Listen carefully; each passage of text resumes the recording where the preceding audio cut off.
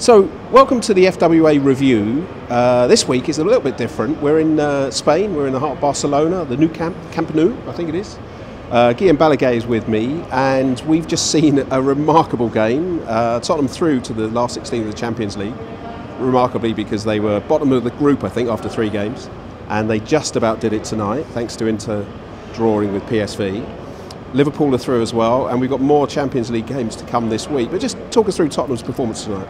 Well, let's say it, not just at the Camp Nou, we are inside the stadium at the mix zone, so seeing all the players coming through, because they've been late, because they've been celebrating, because it's been, to me, the best performance of a foreign team for many, many years. I was trying to look back to which other team dominated in the way they did, played Barcelona the game and beat them a possession, for instance.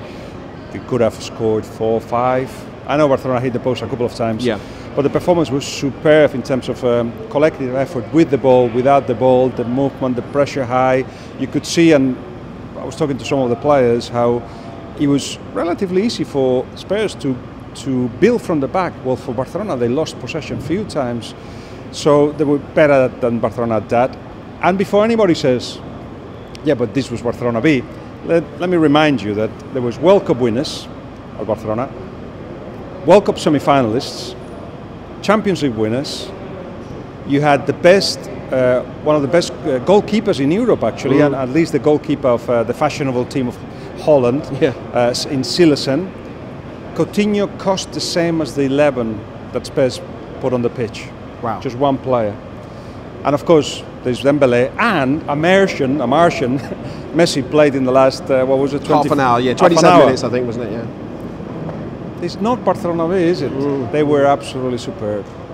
So Spurs through, which is fantastic. Liverpool is through as well. City and United, well, we know they're qualified. Big games for them still, because United have a bit to prove, don't they? Yeah, for United, is every game should be a test of how much they can improve. A test to the players, of course.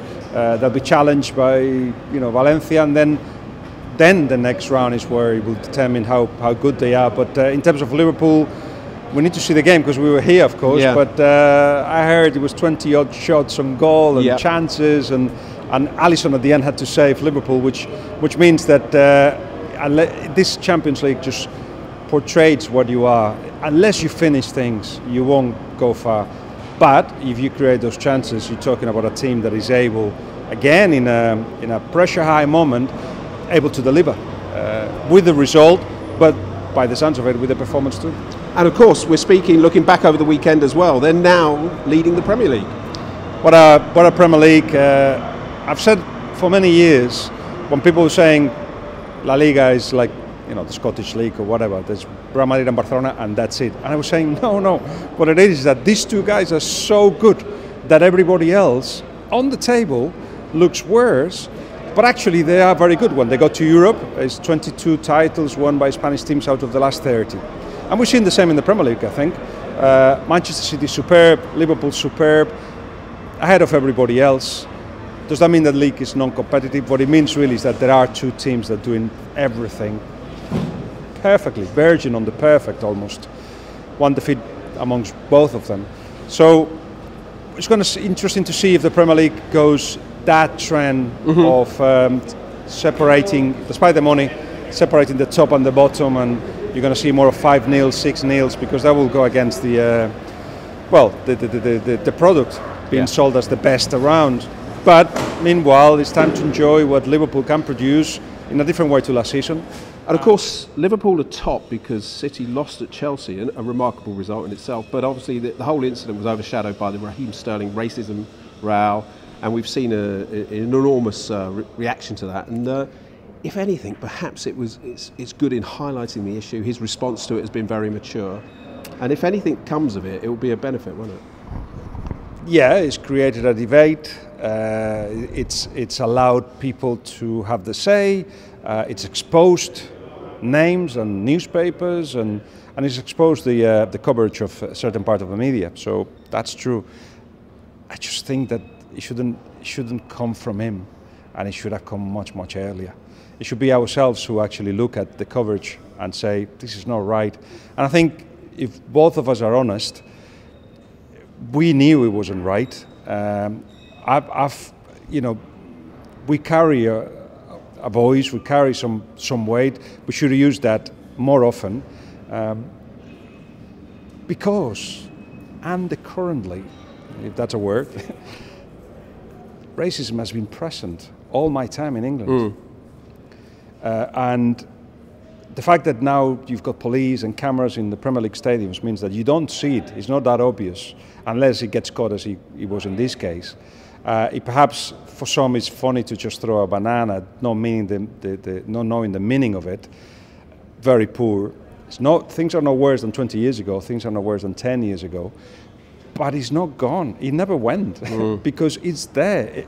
There's no perfect society. And before anybody gets mad, I can tell you my country is racist as well, very.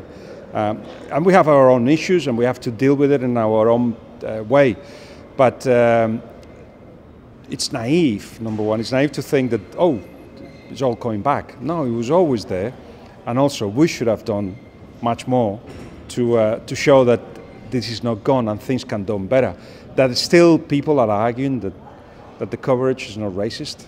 It's a sign that when this dies out, because it will, you still got to convince those guys that are talking so loudly and so prominently that the way that some media deal with young black players is racist. Do you want more proof of it? How many Asian players is there in the Premier League?